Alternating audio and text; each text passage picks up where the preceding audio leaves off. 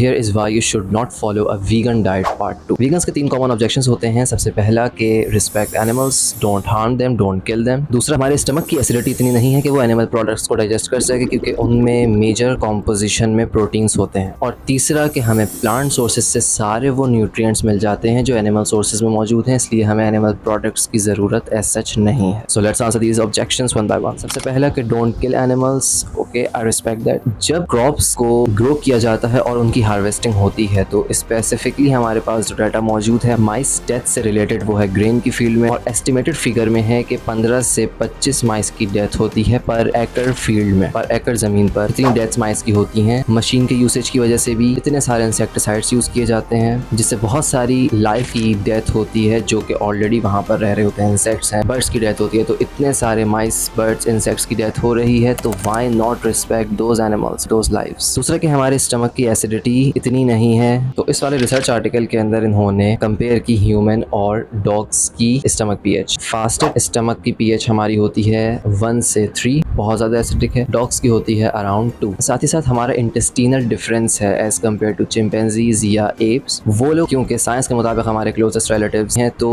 उनकी physiologic difference में उनकी लार्ज इंटेस्टिन्स 20 फीट लेंथ में है और हमारी स्मॉल इंटेस्टिन्स, जबकि हमारी लार्ज इंटेस्टिन्स 10 फीट है, उनकी स्मॉल इंटेस्टिन्स 10 फीट है। अब इंटेस्टिन्स के फिजियोलॉजिक डिफरेंस की बात करें तो ह्यूमंस की स्मॉल इंटेस्टिन्स बहुत ज़्यादा लंबी होती हैं एज कम्पेयर टू लार्ज इंटेस्टिन्स, और स्मॉल इंटेस्टिन्स के अंदर ही मेजर डाइजेशन होती है प्रोटीन्स की, जबकि लार्ज इंटेस्टिन्स के अंदर सिर्फ जो फाइबर्स हैं वो गट बैक्टीरिया फर्मेंट करते हैं। चूँकि वो हर्बीवोर्स मेजरली होते हैं और उनकी लार्ज इंटेस्टिन्स बहुत ज़्यादा बड़ी होती हैं क्योंकि उसमें उनको फाइबर सारा डाइजेस्ट करना होता है जो कि हम डाइजेस्ट नहीं कर सकते। तीसरा ये कि हमें प्लांट सोर्सेज से सारे न्यूट्रिएंट्स मिल जाते हैं, तो इसके ऊपर मैंने अलग से डिटेल में रील बनाई कि कौन कौन से एसेंशियल न्यूट्रिएंट्स हैं जो हमें वीगन डाइट पर नहीं मिल पाते। वो रील इंस्टा प्रोफाइल में पिन्ड है।